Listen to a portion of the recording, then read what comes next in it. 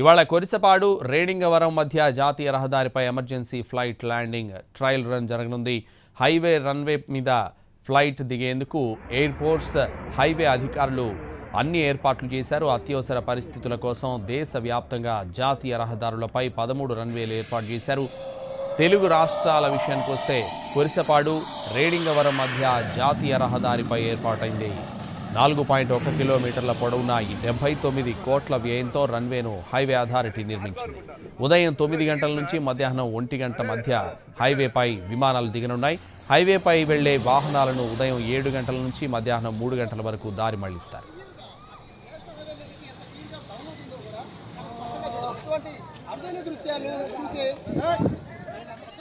ఇవాళ కొరిసపాడు రేణింగవరం మధ్య జాతీయ రహదారిపై emergency flight landing trial run జరగనుంది. హైవే రన్వే మీద ఫ్లైట్స్ దిగేందుకు ఎయిర్ ఫోర్స్ హైవే అధికారులు అన్ని ఏర్పాట్లు చేశారు. అత్యవసర పరిస్థితుల కోసం దేశవ్యాప్తంగా జాతీయ రహదారులపై 13 రన్వేలు ఏర్పాటు చేశారు. తెలుగు రాష్ట్రాల విషయానికి వస్తే కొరిసపాడు రేణింగవరం మధ్య జాతీయ రహదారిపై ఏర్పాటైంది. 4.1 కిలోమీటర్ల పొడవున 79 కోట్ల వ్యయంతో రన్వేను హైవే అథారిటీ నిర్మించింది. ఉదయం 9 గంటల నుంచి మధ్యాహ్నం 1 గంట మధ్య హైవేపై విమానాలు దిగనున్నాయి.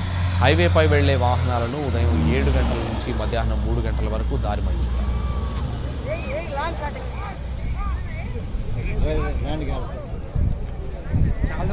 చాలా డౌన్ వచ్చి జూమ్ అయ్యాలి ఇద్దరు అడికెళ్ళారు 2